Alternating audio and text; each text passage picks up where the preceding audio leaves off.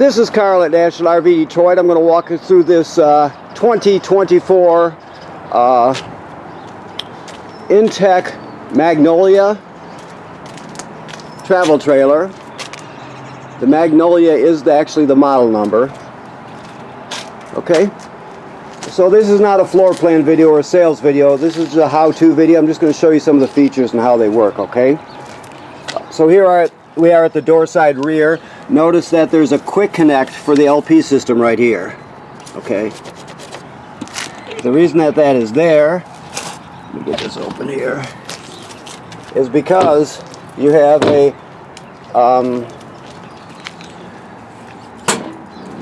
pull-out griddle and 12-volt cooler, which is like a portable refrigerator, I guess you could call it, but it can stay right where it's at, or you can move it to a table, whatever. Excuse me. Now this has to be plugged in here. This is the gas line, the LP line for your griddle, so that goes into the quick connect there. Okay, you have to do that in order to get LP to the system. Okay, this you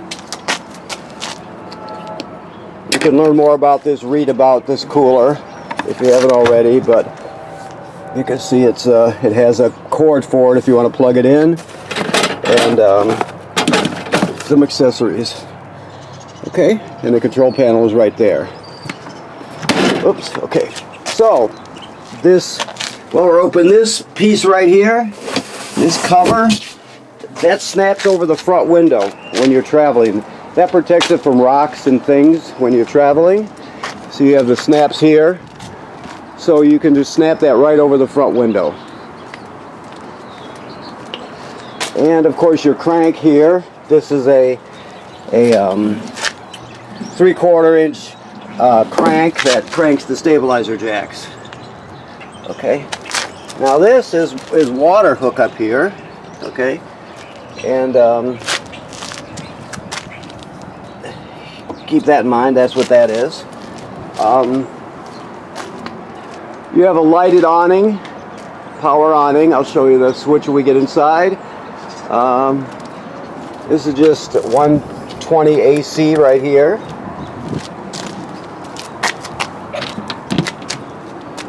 Here, this is your dump hose right here. This is a table extension, and this is a reducer to reduce your 30 amp short cord down to a 20 if you need to plug it in at home or something to get it lit up so you can pack things up, that sort of thing. Okay, all right. I'm not going to pull this off, but if you grab a hold of these here and you pull them out, this piece comes off, and your two 20-pound LP tanks are behind there.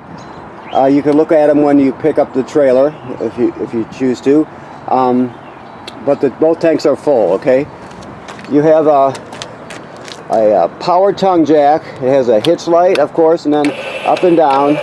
Now that 3/4 inch crank that I showed you, you can also use that on this power tongue jack in case it fails. If it ever fails for any reason, you can pull this rubber plug right off the top. There's a 3/4 inch hex in there. You can put that crank right in there and crank it manually to get yourself out of trouble. So you can always get hitched or unhitched no matter what. Alrighty, this is a hookup for a portable solar panel. This one is made by GoPro. So what it is, this is just a pre-wire. So it's pre-wired for this product. If you purchased one, it'll have a plug that'll plug right in here. It folds up, so you'd unfold it. It's like folds up like a suitcase sort of. There are different models, but basically you'd point it towards the sun and it'll charge your battery. Your battery's inside the trailer. This is the vent for the battery right here. I'll show you where it's at when we get inside. Okay. Your furnace vent. Let's see here. There's your dump valves right there. Okay, and the hookup for your dump hose. Your 30 amp, 30-foot power cord, your short cord. This is satellite through, or campground cable through to the inside, whichever. Okay. these are your water hookups here. So your city water hookup is right here. You screw the hose on there, turn it on, and you're all set. Now if you're camping someplace that doesn't have city water, if you're boondocking or whatever, you can pre-fill the fresh water tank right here and use the onboard pump to pump the water. All the plumbing will still work as though you have city water. You'll just be pumping it from the tank. So keep that in mind. We'll show you where the switch is for the water pump when we get inside too. But if you have city water, you don't have to worry about the pump or the fresh water tank. It's just in case you don't have city water. Gives you another option. Okay. This trailer has on-demand hot water. So this is the unit right here. Whoops. On and off for the switch. You just want the switch on, like that. If for any reason it's not working, come out here and look to see if somebody shut the switch off. And keep in mind, I'll mention this to you a couple times. There goes our shop cat there. Hey, buddy. We'll talk about it more when we get in inside, but basically if you don't have a water source, the gas burner will not light. So you always got to make sure you're hooked up to city water, or you have water in the water tank, the fresh water tank we talked about, with this pump switch on. If you don't have one of those two conditions, then it will not ignite. So we'll talk more about that inside when I show you the switch panel. Okay, this is pre-wired for a backup camera right here. Okay, when it comes to the seals on this trailer, you want to inspect them every 90 days. Every place you see sealant or caulk from the factory, you want to look at, make sure it's in good shape. If not, you're going to go to an RV place, tell them what you need, get the correct stuff. You don't use caulk from the hardware store. Get the correct caulk and make sure you take care of it, okay? Odds are you won't have to caulk it for years, but you just never know. That's why you're always going to check it out. It should be part of your regular maintenance, like I said. The manufacturer states 90 days. You're also checking for damage to the roof or to the roofing attachments by, let's say, low branches, for example, things like that. So just keep after it. So you can't see what's happening on the roof unless you look, so make sure you're aware of what's going on up there, okay? Okay. So here we go inside. Get some light going here.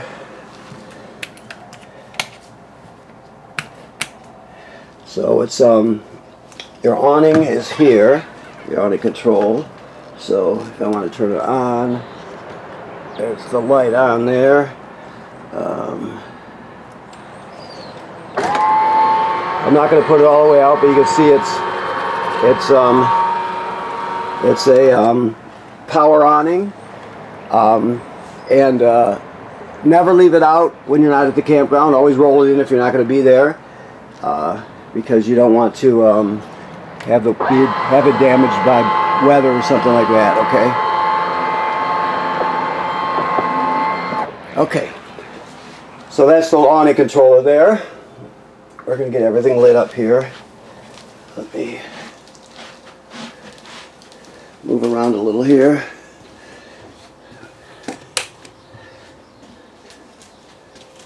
Okay, there's another switch.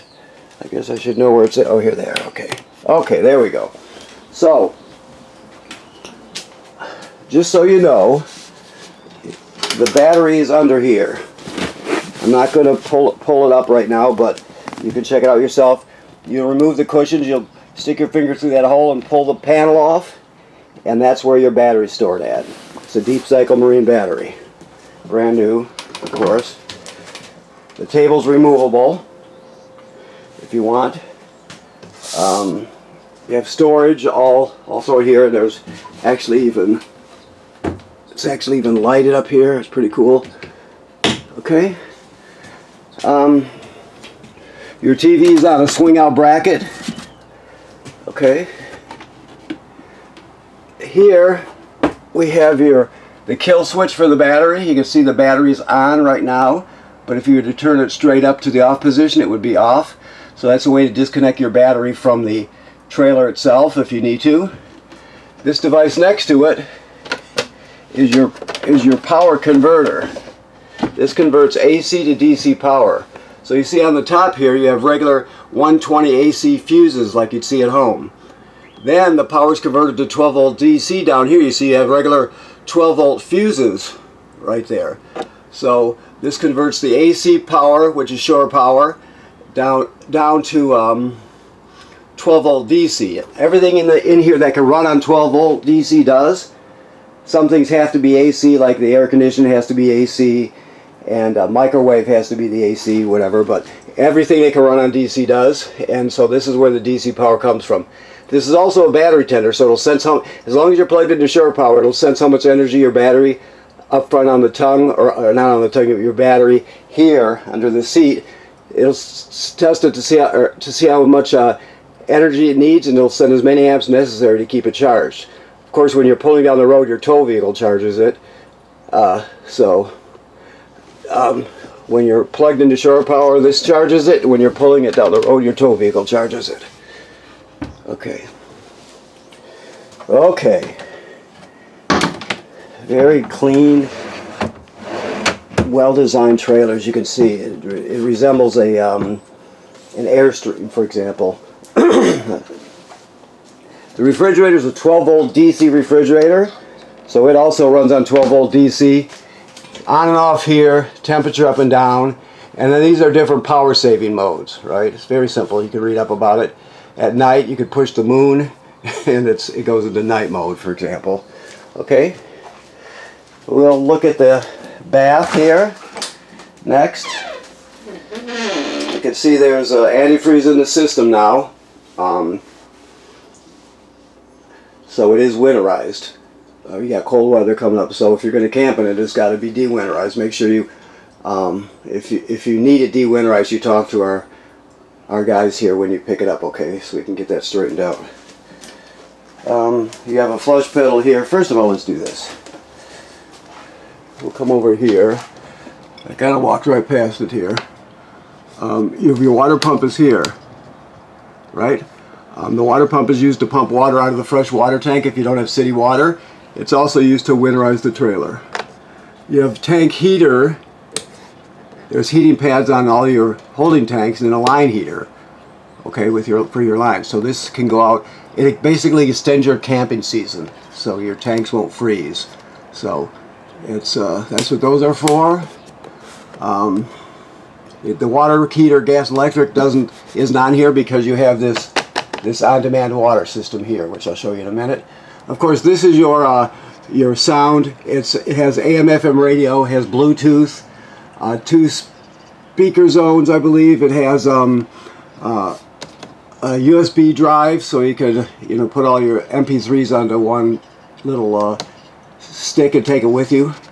You can this is HDMI in if you want to go into the system. Let's say you have a portable Blu-ray player or something. You can set it here, go into the system and watch it on TV, that sort of thing, okay? So, does everything you need and then some. I'm just looking to see, I don't see a speaker on the outside, so maybe it does not have, maybe it has only one channel inside, but we'll look into that. I'm not sure. I should know that, but I don't.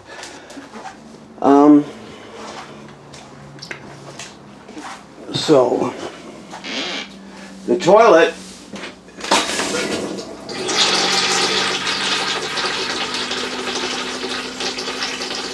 okay, so let me take that back. That was a mistake I made because I saw the antifreeze in there. This has been de-winterized, so there's no antifreeze in the system. That was just some leftover from when they were purging it. So right now this is filled with water, so it will freeze once the temperature drops, but it's ready to be camped in right now. So keep that in mind, that it has to be winterized before before it gets too cold. Okay.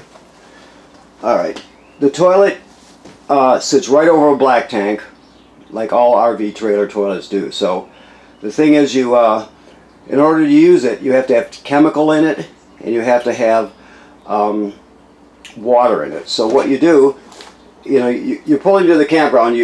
Presumably you've already dumped your trailer, your black tank, at the last place you were at. So your black tank is empty, right? So you pull in there, you hook up your power and your water, then you put a dose of chemical right in the bowl. You step on the pedal and hold it down, and you just hold it down long enough to put at least a gallon of water into the black tank. You could use more than a gallon, but don't use less than a gallon. So you want a dose of chemical and at least a gallon of water in the tank before you use it, and you're good.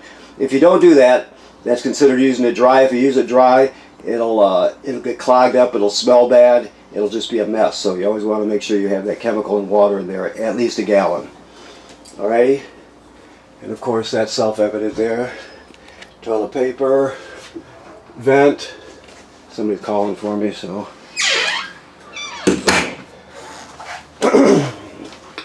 Okay, so you have, I think, 2 of these powered vents.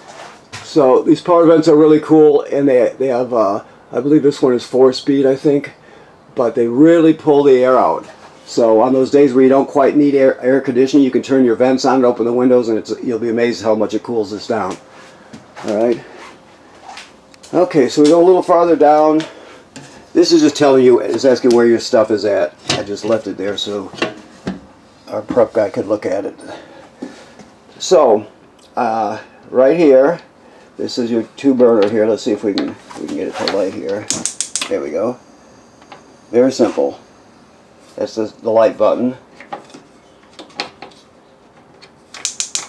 You got to push it in and then spark it. I think you push it in. Let me get this right here. There we go. Okay, it's that simple. You have to hold the button down for a few seconds to heat up the thermocouple so it stays lit. I always travel with this in a closed position.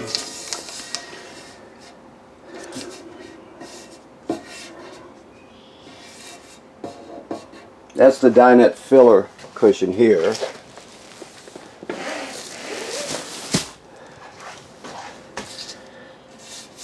Okay. So this is your convection microwave oven here. Okay.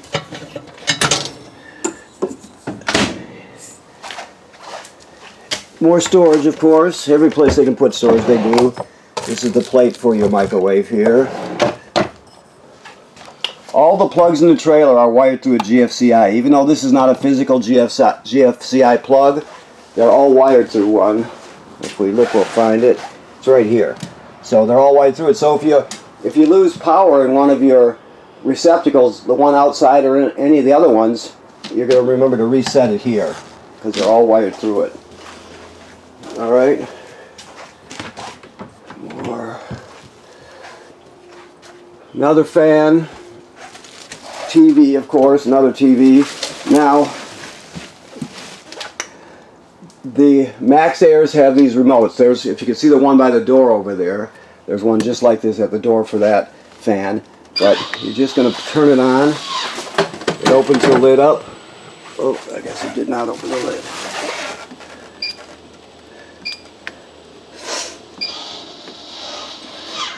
Okay, so everything's done remote control. You can set the speed.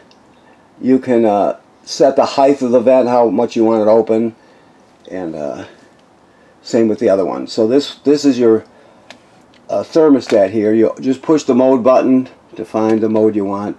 Fan, which is just the air conditioner running without the compressor. Cool is air conditioning, and always go with auto when you're running air conditioning, and then of course your LP furnace, and off. And you set the temperature with these arrows here. Escape window, of course. Now when it comes to winterizing, if you're going to do it yourself, you'll have to educate yourself, but under here, the panel in the back corner there is where your winterization is done. It's where your water pump is and all that sort of thing. Under here we have storage, so that's just added storage underneath there, okay? Also, let's see what we're missing here. Here, oh no, that's not it. Give me a minute here to look around, make sure I'm not forgetting anything. I think we've got it. This is your carbon monoxide LP gas detector here. It should always be green. If it's not green, get it serviced. You can test there. Carbon monoxide is good. LP gas coming up. LPS good now. Low battery alarm.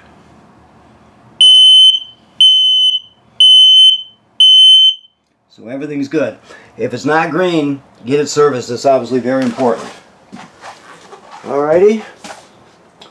So I think that pretty much does it. I don't want to forget anything. If you have more questions when you pick up, we can answer them. We'll go through it with you until you're comfortable with everything. Okay. That's a smoke alarm, but I think this one is also a backup CO2 alarm or CO alarm too. So you have two carbon monoxide alarms. Let me see here. Okay, so I want to thank you for purchasing your trailer here at National RV Detroit. Like I said, after you watch the video and look over your trailer, we can help you out. We'll answer more questions. Remember what I said about inspecting your roof and your seals. That's important. Just for your own investment, stay ahead of any potential problems. And right now there's water in the system. It's ready to be camped in. So once the cold weather hits, it needs to be winterized. Okay? Thank you very much.